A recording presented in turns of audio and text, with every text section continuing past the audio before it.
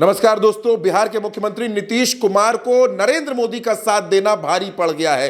Bill का समर्थन करना कैसे भारी पड़ा है वो हम आपको बताएंगे और नीतीश की पार्टी कैसे दो धड़ों में बंटने जा रही है, ये बिल कितना नुकसान कर रहा है। मेरे साथ भरत जी मौजूद है।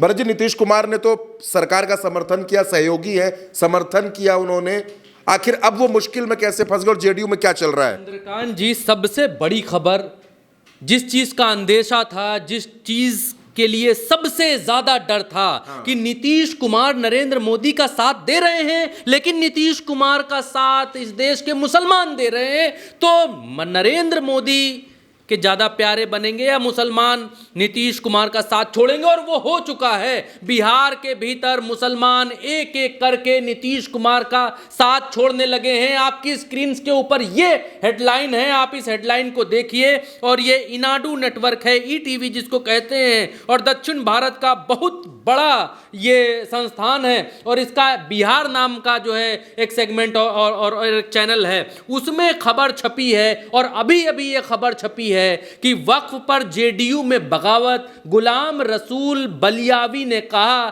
सेकुलर और कम्युनल में अब कोई फर्क नहीं, और अब जो है नीतीश कुमार को इसका खामियाजा भुगतना पड़ेगा। बिल्कुल साफ आप जो है बलियावी की तस्वीर यहां पर देख सकते हैं, ये हेडलाइन देख सकते हैं। मैं आगे बढ़ूं, आपको आगे की चीजें बताऊं, लेकिन उससे पहले सीधा मैं आपको बता देता हूं कि इन्होंने बोला क्या। नीतीश कुमार पर जो बलियावी ने हमला बोला, उसमें उन्होंने क्या कहा। उन्होंने जो कहा, मैं वर्ड टू वर्ड आपको बताता हूं। उन्होंने कहा, वक्फ संशोधन बिल पर पार्लियामेंट में सेकुलर और कम्युनल सब नंगे हो गए हैं, उन्होंने इस बात को कहा है। और ऐसे में सवाल उठता है कि आप मुसलमान कितने घंटे, कितने वक्त तक और नीतीश कुमार के साथ रह सकते हैं। पूरा बयान उनका मैं पढ़कर आपको सुना देता हूं। अभी चंद लाइन मैंने आपको बताई हैं, उसके आगे मैं आपको बताता हूं क्या उन्होंने कहा। उन्होंने कहा कि इस वक्त देश भर के मुसलमान और अमन पसंद लोग उबल रहे हैं। तमाम कोशिश की गई, लेकिन कल रात पार्लियामेंट में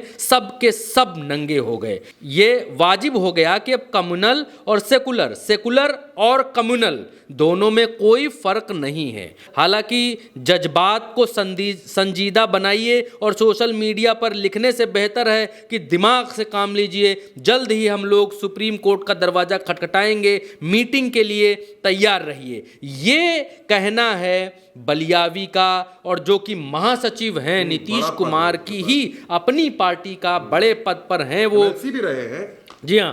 और जबकि जेडीयू जो है वो इनका समर्थन कर रही है। उन्होंने कहा कि अब सब नंगे हो गए, हम लोगों ने इस बिल को रोकने की बहुत कोशिश की, लेकिन हम लोग इस बिल को नहीं रोक पाए। अब इस बात का अंदेशा चंद्रकांत जी बहुत ज्यादा था कि नीतीश कुमार नरेंद्र मोदी का साथ दे रहे हैं। इट्स क्लियर, इसमें कोई दो राय नहीं है। नीतीश कुमार मोदी का साथ दे रहे हैं तो उनकी, नरेंद्र मोदी की जो बैसाखी है वो सुरक्षित रहेगी। लेकिन नीतीश कुमार को इसका क्या फायदा होगा? क्या नीतीश कुमार बिहार के लिए पैकेज लेकर या पैकेज ले लेना फायदेमंद है, या फिर अपनी पार्टी को बचा लेना फायदेमंद है? दो रास्ते उनके पास थे नीतीश कुमार के पास, अपनी पार्टी को बचाना, अपनी पार्टी को बड़ी करना, या फिर नरेंद्र मोदी से बिहार के लिए पैकेज लेना।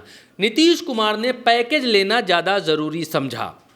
नीतीश कुमार ने पॉलिटिकल डील की और इस डील में नीतीश कुमार ने नरेंद्र मोदी का साथ देने का फैसला किया। लेकिन नीतीश कुमार को भारतीय जनता पार्टी ने यह समझा दिया कि अब जब आप हमारे साथ हैं, अब जब आपके ऊपर भारतीय जनता पार्टी का ठप्पा लग चुका है, अब जब आपके सांसद आपसे ज्यादा मोदी का नाम ले रहे हैं, तो उस हालत में मुसलमानों को लगभग ये मैसेज जा चुका है कि नीतीश को अब वोट नहीं देना है। तो फिर आपको मुसलमानों की चिंता क्यों है? मेरे सूत्र ये बताते हैं कि ये नीतीश कुमार को समझाया गया। नीतीश कुमार को डायरेक्ट भाजपा की तरफ से नहीं, उनके जो आधे भाजपा के हो चुके हैं नेता, ललन जी, संजय झा और भी तमाम सारे लोग हैं, उनकी तरफ से बताया गया, समझाया गया। नीतीश कुमार ने यह फैसला किया कि हम मोदी के साथ जाएंगे इस बिल पर, और इस बिल के एवज में नरेंद्र मोदी से और भी दरियादली आगे हासिल करेंगे। लेकिन इस बात का नीतीश कुमार को बहुत ज्यादा अंदेशा नहीं था कि उनकी पार्टी के ही लोग उनके खिलाफ बगावत करने उतर आएंगे। सिर्फ ये एक नाम नहीं है, मैं दूसरा आपको बताता हूं। गुलाम गौस जो कि एमएलसी हैं, कुछ दिन पहले, अभी ईद वाले दिन ही वो लालू प्रसाद यादव के घर पर देखे गए। लालू प्रसाद यादव के घर पर जब देखे गए, पत्रकार चौकन्ने हो गए। उन्होंने देखा कि भाई जेडीयू का नेता आरजेडी में लालू प्रसाद यादव के घर में क्या कर रहा है, दौड़े दौड़े मुंह में माइक लगाया और पूछा कि क्या कर रहे हैं जी आप यहाँ। तो उन्होंने कहा कि ये ईद का दिन है और हम जो है लालू यादव जी के साथ हमारे बहुत अच्छे संबंध हैं, इसलिए हम यहाँ पर आए हुए हैं, हम यहाँ पर सेवैयाँ खाने आए हैं और ईद की मुबारकबाद लेने के लिए आए हैं। ईद में होता तो ये है कि भाई ईद की मुबारकबाद लोग देने जाते हैं, लेकिन गुलाम गौस भाई साहब ईद की मुबारकबाद लेने गए थे, ये लोगों को थोड़ा सा अटका। लेकिन अब ये बिल्कुल क्लियर बिहार में होने लग गया है कि बिहार में जेडीयू के भीतर की जो मुस्लिम लीडरशिप है वो एक के बाद एक टूट रही है और बहुत जल्द यह ऐलान होने जा रहा है कि बिहार में जेडीयू का एक बहुत बड़ा खेमा जेडीयू से अलग हो सकता है। क्या वो अलग एक पार्टी बनाएगा या आरजेडी के भीतर जाएगा, क्या करेंगे, निर्दलीय लड़ेंगे, अभी इस पर तो बहुत आगे की बात है, इस पर मैं बहुत कुछ नहीं कह सकता। लेकिन इस बात को बड़ी जिम्मेदारी से मैं कह सकता हूं कि बिहार के भीतर नीतीश कुमार ने भारतीय जनता पार्टी का साथ देकर वक्फ बिल के मसले पर गलती कर दी है और नीतीश कुमार से बड़ी चूक हो गई है, क्योंकि बिहार में नीतीश कुमार से मुसलमान अटैच था, इसमें कोई दो राय नहीं है। 17% मुसलमान अटैच था और मुसलमान वोट नीतीश कुमार को मिल रहे थे। नीतीश कुमार की अपनी पार्टी का जो कुर्मी वोट है वो मेरे ख्याल से 12-15-14% के आसपास का है, वो इंटैक्ट था नीतीश कुमार से। मुस्लिम वोट बैंक इंटैक्ट था नीतीश कुमार से। तो नीतीश कुमार के पास एक शक्ति बन रही थी, लेकिन अब वो शक्ति टूटती हुई दिखाई दे रही है, क्योंकि अब कुर्मी वोटर हमारे उत्तर प्रदेश में और बिहार में भी कुर्मी वोटर पिछड़ी जातियों में पढ़ा लिखा समझदार वोटर है, कुर्मी वोटर। और उसके बाद दूसरी पिछड़ी जातियों का नंबर आता है पढ़ाई लिखाई में। बहुत जिम्मेदारी से इस बात को कह रहा हूँ, उत्तर प्रदेश में भी यही सिचुएशन देखने को मिलती है। कुर्मी वोटर बहुत समझदार वोटर है और वो वोटर इस बार बिहार में नीतीश कुमार का साथ छोड़ने जा रहा है। नीतीश कुमार की हरकतें, नीतीश कुमार को जो भी चीज़ें हैं उन चीज़ों की वजह से, या जो बीमार हैं, मानसिक बीमार हैं, क्या जाने, ईश्वर जाने, अल्लाह जाने, लेकिन उनकी जो हरकतें हैं उनकी वजह से। और बिहार को नीतीश कुमार के हाथ सौंपा ही इसलिए गया था कि नीतीश कुमार बिहार को लेकर आगे जाएंगे।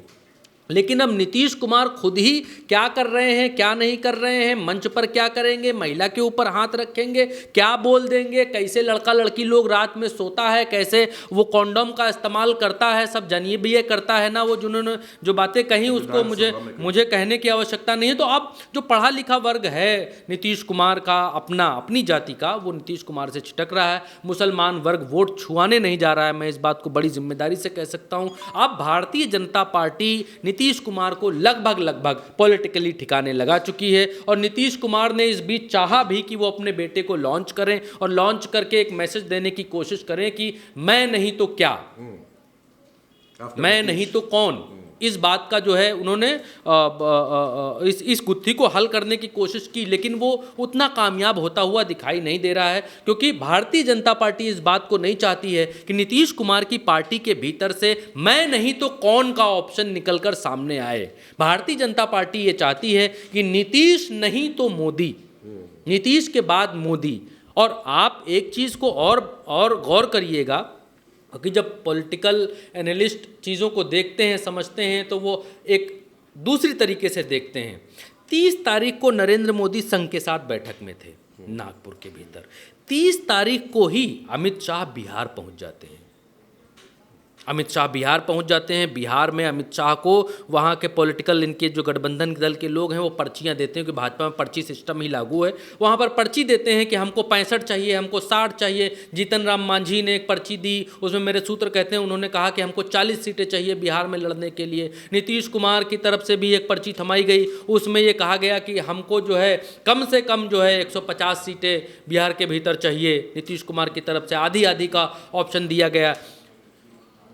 अमित शाह ने वो सारी पर्चियां ले ली और एक आश्वासन वहां पर नीतीश कुमार को ये देकर आए कि नीतीश कुमार ही हमारा चेहरा होंगे। नीतीश कुमार बस इतने में गलगल हो गए। नीतीश कुमार को इतने में मजा आ गया कि वाह, आनंद की बात हो गई। अभी तक यही अमित शाह कह रहे थे कि हम जो है बाद में डिसाइड करेंगे। न्यूज़ चैनलों के मंच पर बैठकर इस बात को कह रहे थे कि हम बाद में डिसाइड करेंगे कि हमारा सीएम कौन होगा, फेस कौन होगा, चेहरा कौन होगा, लड़ेंगे किसके चेहरे पर, पार्लियामेंट्री बोर्ड की मीटिंग में हम डिसाइड करेंगे। अभी से हम क्यों बताएं। लेकिन अब अमित शाह को उसी 30 तारीख को दौड़े दौड़े जाना पड़ा बिहार में वो पर्चियां लेने नहीं गए थे, क्योंकि जीतन राम मांझी को हमको कितनी सीटें देंगे ये अमित शाह को मालूम है कि हम कितनी सीटें देंगे। 40 मांगने से कुछ ना होगा जी। कितनी मिलेंगी? 4 मिलेंगी, 6 मिलेंगी, 8 मिलेंगी, जितनी पिछली बार मिली थी उससे ज्यादा तो नहीं मिलेंगी। जबकि इस बार भारतीय जनता पार्टी वहां बड़े भाई का रोल अदा करने जा रही है, तो मेरे सूत्र ये कहते हैं कि जितनी पिछली बार मिली थी ना उसमें से कटेंगी। अब की भारतीय जनता पार्टी और सीटें लेगी, इस बार सबसे ज्यादा सीटों पर। खैर वो बात अलग हो गई। लेकिन अमित शाह पहुंचे बिहार में नीतीश कुमार को यह बताया, समझाया कि आप ही हमारा चेहरा होंगे। फिर जेडीयू की तरफ से कहा गया कि माई बाप ऐसे तो काम चलेगा नहीं, आप वहां तो टीवी पर कही आए थे, यहां भी लोगों के सामने कहिए तब तो माने। अमित शाह ने इस बात को पब्लिकली डिक्लेयर किया कि हमारा मुख्यमंत्री पद का चेहरा नीतीश कुमार होंगे, इन्हीं के चेहरे पर हम बिहार में चुनाव लड़ेंगे। अब अमित शाह इस बात को बहुत अच्छी तरीके से जानते हैं कि जब चुनाव होगा और जब जीतेंगे तब हम चेहरा किसको बनाएंगे वो तो हम ये न जानते हैं।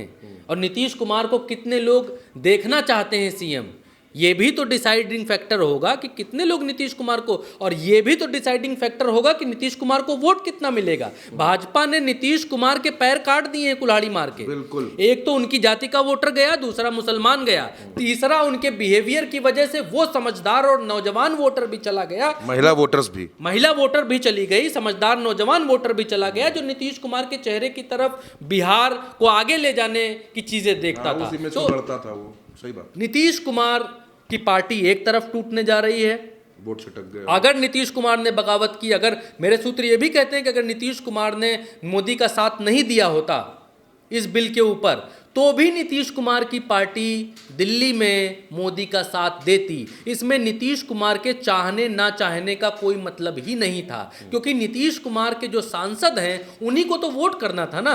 और नीतीश कुमार के जितने सांसद हैं वो नीतीश कुमार के प्रभाव से ज्यादा मोदी के प्रभाव में हैं। और इसीलिए अगर नीतीश कुमार चाहे ना कहें, चाहे तू ना कर, चाहे तू हाँ कर, मैं हूं तेरी किरण, यही दिल्ली में हो रहा था। और इसीलिए नीतीश कुमार के हाँ ना का कोई फर्क नहीं था, वो तो जाने ही जाने थे जितने नीतीश कुमार के सांसद थे भारतीय जनता पार्टी के साथ। नीतीश कुमार ने इसके एवज में खुद को अगला सीएम घोषित करवा लिया, लेकिन उसकी कोई गारंटी नहीं है आज की तारीख में। और आज की तारीख का सबसे बड़ा सच ये है कि नीतीश कुमार की पार्टी दो फाड़ होने लगी है। अभी तक दो फाड़ होने का अंदेशा सिर्फ इस बात से था कि ललन सिंह तोड़ सकते हैं, संजय झा तोड़ सकते हैं पार्टी, संसदीय स्तर पर पार्टी टूट सकती है। लेकिन अब वो जो कैची है, वो जो बम है दूसरी तरफ आकर गिर गया है। अब बिहार जेडीयू के भीतर बिहार जेडीयू टूटने की कगार पर है और तमाम सारे विद्रोह हो रहे हैं। लोग खुलकर नीतीश कुमार का विरोध कर रहे हैं। जो उदाहरण हमने आपको बताया, गुलाम गौस का हो, चाहे गुलाम रसूल बलियावी का हो, और इस तरीके के और भी नाम अब सामने आने लग गए हैं जी। तो दोस्तों, भरत जी ने एक बात बिल्कुल साफ कही कि नीतीश कुमार के पैर भारतीय जनता पार्टी ने काट दिए हैं। एक तरफ तो उनके सजातीय वोटर्स को नाराज करने के लिए भारतीय जनता पार्टी अपने नेता तैयार कर रही है, दूसरी तरफ मुस्लिम वोटों का एक बड़ा नुकसान नीतीश कुमार को उठाना पड़ेगा। आने वाला वक्त नीतीश कुमार के लिए मुश्किल है, पार्टी टूट भी सकती है और बिहार में कुछ भी हो सकता है। फिलहाल इस चर्चा में हमारे साथ इतना ही। नमस्कार।